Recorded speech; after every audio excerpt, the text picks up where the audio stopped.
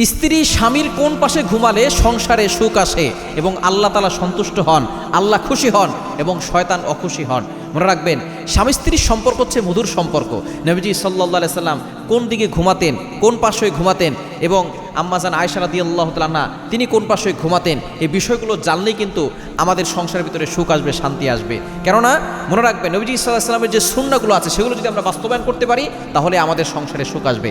বর্তমানে আমাদের সমাজের ভিতরে বিগেস্ট প্রবলেম হচ্ছে স্বামী স্ত্রীর ভিতরে ঝগড়া, একজন আরেকজনকে দেখতে পারে না। প্রথম কয়েকদিন ভালো লাগে, 1 বছর 2 বছর পরেই দেখা যাচ্ছে প্রত্যেক দিন স্বামী স্ত্রীর ভিতরে ঝগড়াঝাটি, কথা কাটাকাটি হতেই থাকে। এজন্য আমাদেরকে এগুলো দূরে রাখতে হবে এবং ঝগড়াঝাটি হওয়ার পর দেখা যাচ্ছে বিছানা আলাদা করে দেয়, একজন এক রুমে ঘুমায় আরেকজন অন্য রুমে ঘুমায়, অথবা খাটের একজনে এক মাথায় আরেকজন আরেক মাথায়, মাঝখানে কোলবালিশ থাকে, অথবা সন্তান থাকে, দেখা যাচ্ছে 2 জন ফোন টিপতেছে, এরকম অবস্থা হয়ে যায়। এজন্য সুন্নাহ নিয়মে ঘুমালে ওই সংসারের ভিতরে সুখ আসবে, আল্লাহ খুশি হবে। কেননা পৃথিবীর ভিতরে সর্বপ্রথম সম্পর্কের নাম হচ্ছে স্বামী আর স্ত্রী। আদম আলাইহিস সালামকে আল্লাহ তাআলা সৃষ্টি করেছেন, এরপরে হাওয়া আলাইহিস সালামকে সৃষ্টি করেছেন, তাদেরকে স্বামী স্ত্রী হিসেবে আল্লাহ পাক রব্বুল আলামিন জান্নাতে রেখেছেন। সুতরাং প্রথম সম্পর্কের নাম হচ্ছে স্বামী আর স্ত্রী।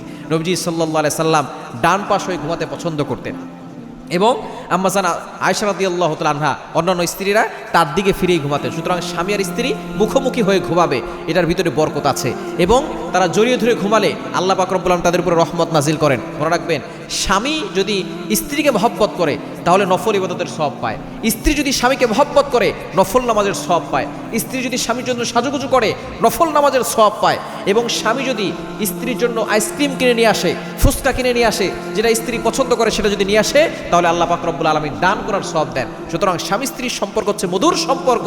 এই স্বামী স্ত্রীকে আল্লাহ পাক রব্বুল আলামিন যদি তারা 2 জন জান্নাতি কাজ করে একসাথে তারা জান্নাতে থাকবে। এজন্য তারা একসাথে মুখোমুখি হয়ে ঘুমালে আল্লাহ খুশি হয়, শয়তান নারাজ হয়। কেননা স্বামী স্ত্রী ঝগড়া লাগলে শয়তান সবচেয়ে বেশি খুশি হয়।